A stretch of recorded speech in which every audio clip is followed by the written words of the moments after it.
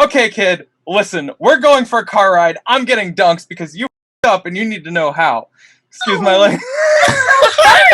This is off to a great start.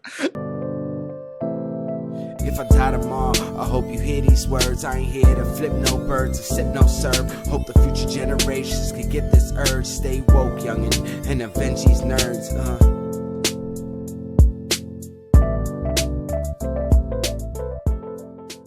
Welcome back to another episode of Nerds and Rounds, guys. It's your host, Sebastian. It's your boy, Law. And your boy, Tone, from across the hall.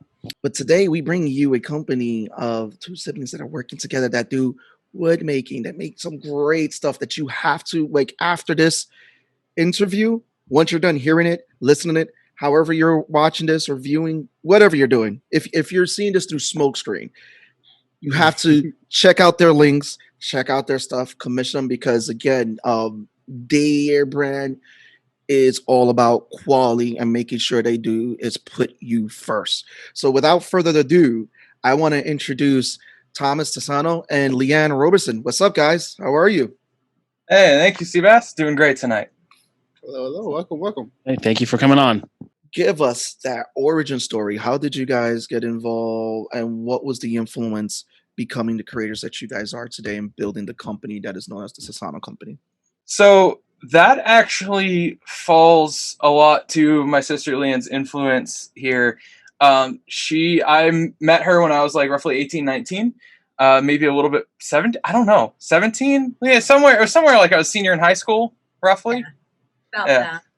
And so my mother had a mutual friend, and Leanne moved in with this mutual friend of my mom's, and I was also staying there to finish out high school. And I think I talk about that in your podcast, Law, and the What's Your Story. But I never told Leanne's side of the story because I wanted to have her here to tell it herself, because she saw that I had this aptitude for creativity and woodworking and all this other stuff. And she was like, I'm going to mentor you because it seems like no one else is taking the time. That's like, no one. Well, I mean, like they saw a 6-foot goth kid, and they're like, he was kind of making a lot of mistakes. The mistakes that I had made. There it is. There, yep. Trying There to it is. stop him from repeating my mistakes. Honestly, that's like how it started. Because you're told go to college, get an education, and he was so smart and kind of like squandering it. It's probably not the right word, but it was trying to help him, not make the same mistakes that I had made. so I made different ones. There Not you go. necessarily always better, Yeah. but they have been different. It's all a learning opportunity. Right. Yeah. Listen, Yeah. a sibling will tell you the truth. That's all you got to know. That's it. But Yeah. Oh, yeah. Yeah. Well, so interesting factoid. I have, as again I detailed in the What's Your Story, I have a family of choice. Leanne is part of that family of choice. And we were always like, it was always really funny because I would get home from doing something and then she'd be outside smoking on the porch of this house or whatever else. And she'd be like, okay, kid, listen, we're going for a car ride. I'm getting dunks because you up and you need to know how. Excuse my language. This is off to a great start.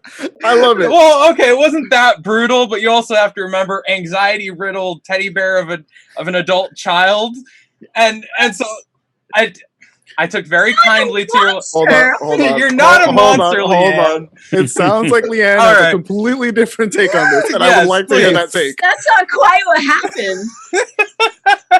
All right. When did I do that? I'm so confused. I always remember like midnight dunks runs where I would come in I from remember doing sitting something. at the counter and like having conversations. You being like, "Why do I do this?" And I'm like, "Because you're too much like me. Stop it!" Like I remember that being what happened. I don't remember. No. There was that one time I disappeared for like a day or a weekend or something, and Tammy Did was you? tearing her hair out. Yeah, you don't remember Oh my that? God, I would have killed you. You're right. You probably did. Then yes, okay. Coming back to you then. I don't remember that. I must have blocked that out. I'm like, Oh, that was man. bad. That's fun. So no, I view her very much as for all the anime people out there, much like the Genkai to Urameshi. Like that was the whole dynamic. Yeah. I like to think of it as Kagome to Inuyasha. So I tell you to sit and you sit, but like Both apply? I feel like both work. Loosely. So one of the things I got from listening to your episode when you were talking to Law was this whole family of choice thing. I think kind of all of us have that. I think more of the younger generation really taking the family of choice to heart, because you get to choose those relationships versus the old school mentality of your family, no matter what you're born into, is going to get your back. Could you talk a little bit about how that's so important to you, how close that is to you to have that family of choice with the upbringing that you did have? That was really important for me because I went into this, as far as it goes, with being heavily involved in Al-Anon. And like, I'm open book about all of it, about all those kind of things. And that was what helped me. focus. God. Yeah, focus, more or less, is like there were kids in my family of choice, including Leanne. She was you were 28 or so, 28, 29, I want to say, but either way, I had the kid who was, I had the friend who was good with math. I had the friend who was a jock, eventually went into the military. We had all the cookie cutter archetypes, the Lancer, the hero, so on and so forth. And I was always the kid that made stuff. And so we gravitated towards each other to fulfill needs that hadn't been met. And then we tried to encourage each other's talents, is kind of how that went. And so when mine came to, to making stuff and to figuring out like practical problems, there's nothing I can't make, there's nothing I can't fix, there's nothing, so on and so forth. That's established and cemented my personality, my role. Leanne knew I had that. So then it was the morals, the business sense, the setting boundaries, what are people going to expect from you? What should you be giving them? Like, don't give too much, kind of thing. Didn't listen to that one. Never listened to that one. Still don't listen. Yes, I have a hearing problem. So I only hear what I want to hear is my problem. So, but the family of choice in that it allowed me to, even with my mother's side that I'm super, super close to, I didn't necessarily know how to show familial love to people that were supposed to have things that were just ingrained in common with me, because I felt like a little bit like an alien sometimes. And so the family of choice that I built around myself very slowly showed me how to kind of reestablish those connections with those people and how important it was and what they were trying to say and how to approach things. And so I definitely developmentally needed the family of choice. So how it helped me, it established my identity as a craftsperson, and then it showed me both what I was missing and how to express the things that I hadn't expressed previously. Or hadn't learned to express previously. So when was it that you decided that, you know what, we're going to make this brand, make the Tesano company, let's do this? What was that game plan? When did that all form together? Well, you're still going to get two different timelines because there was two different halves to it. That's why we got you both here. Yeah. So it originally probably started with me. So I started a company that did not go well back in the early 2000s of MySpace. So disclosure for age. Ooh. With eBay before like Etsy and all that stuff started. And I was working at a warehouse and I wanted to paint because I love to paint. I was like, why can't I just sell my artwork and paint? So in order to, if anybody remembers that far back, you had to learn to code your own websites. You had to learn to market your stuff individually. And I'm sitting at my computer doing code, teaching myself code. I'm like, there's got to be an easier way to do this. I'm like, shouldn't there just be a place where some artists can come together and sell their stuff as a brand? Granted, it didn't go well. So then fast forward probably, we'll say a while, this one calls me and he's like, oh yeah, I've got this great idea for a business. It's going to be great. And it's this and it's that and it's this. And I was like, you stole my business model. He goes, yeah, pretty much. Yeah, that's exactly what I did. That's exactly what happened. So like I learned code and I was like, oh my God, it's just, I mean, it's so much easier now. And I'm very grateful that the platforms are easier. And I'm kind of excited about the way the world is going now, where things are more online. And like we can even do things like this. So it's hopefully we can do more things. Right, Tommy? That's all you. Yeah. So then on my side of the timeline, I was going through high school. I had just met Leanne. I was doing all this stuff with craft. I was learning things from my grandfather. And that's where the name comes from. Is my grandfather's name is Sano, and my last name, my legal last name was Tufts.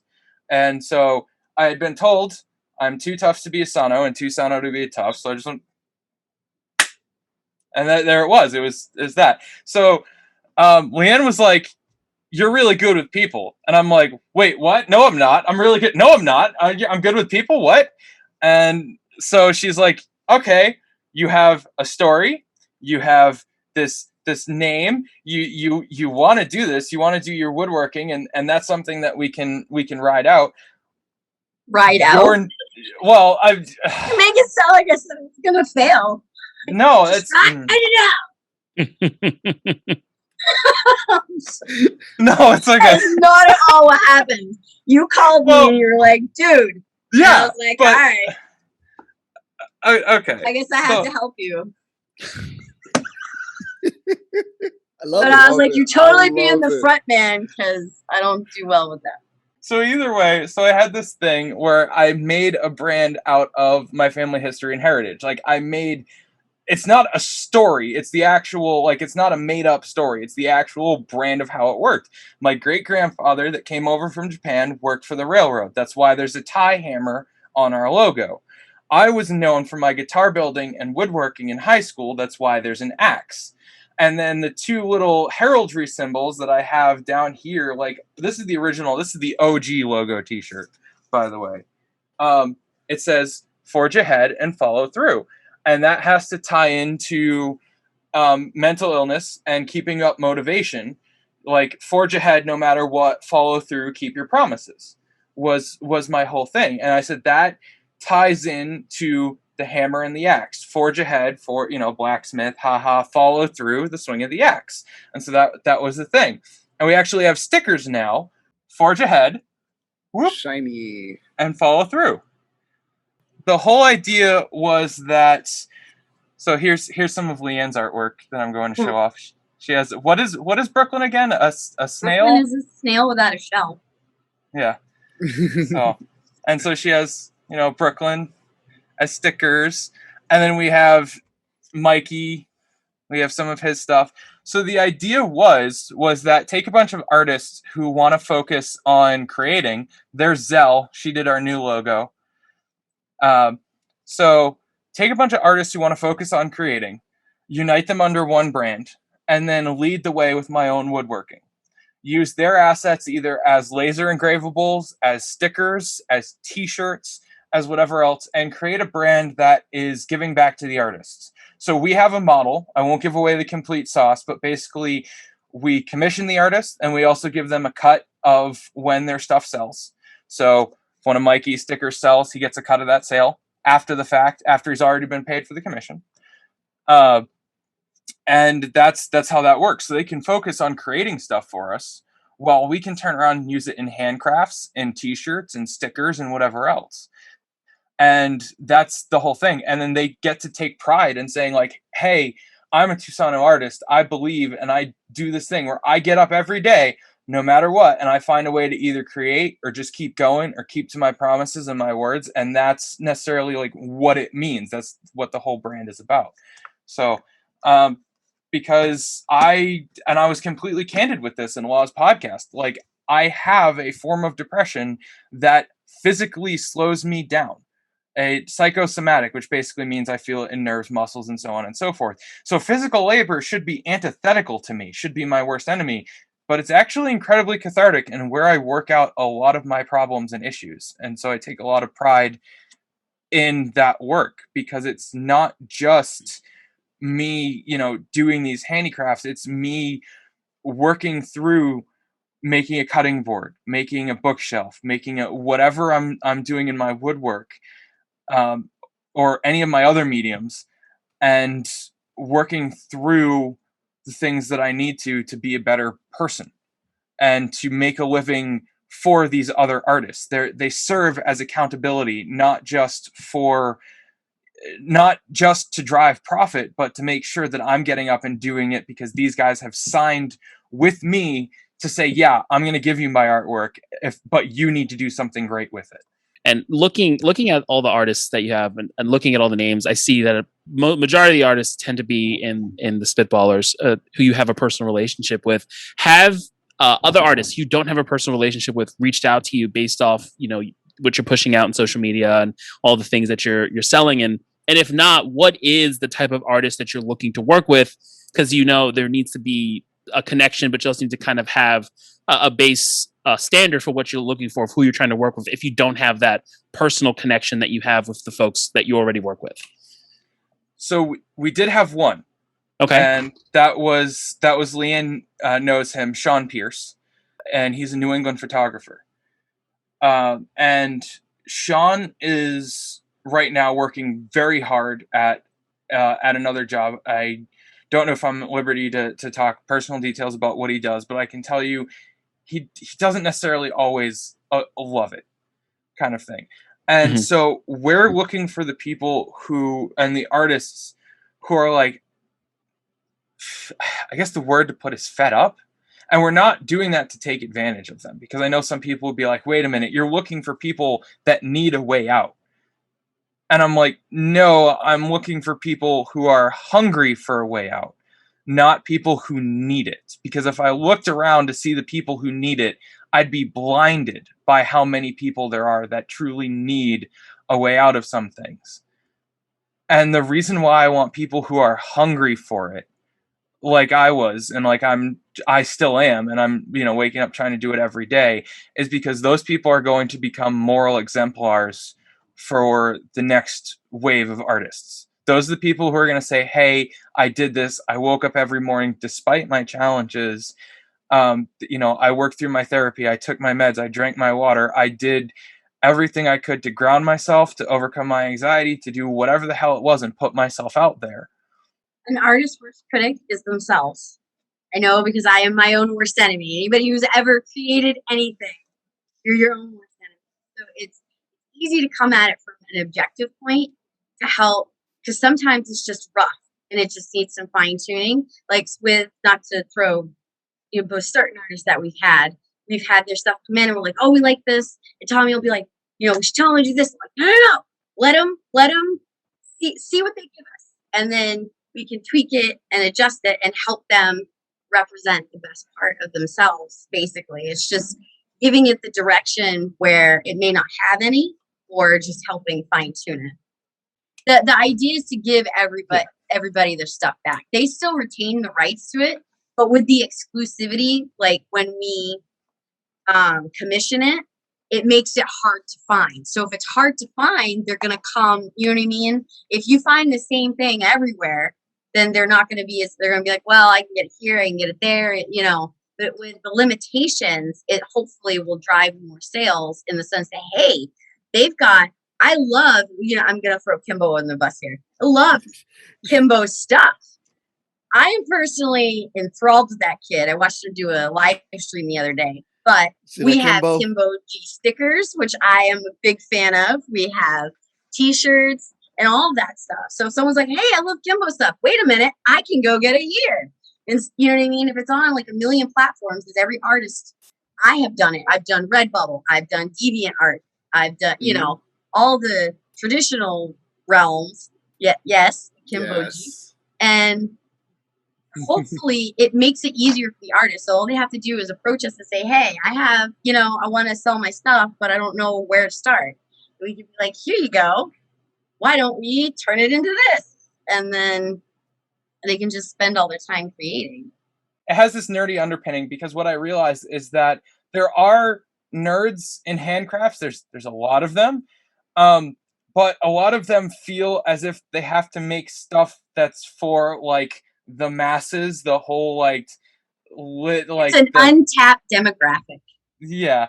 Yeah, that's that. Thank you, Leanne. Leanne put it simply. It's an untapped demographic, and it's also like I want people to make stuff they're excited about, because then people can take that quality forward.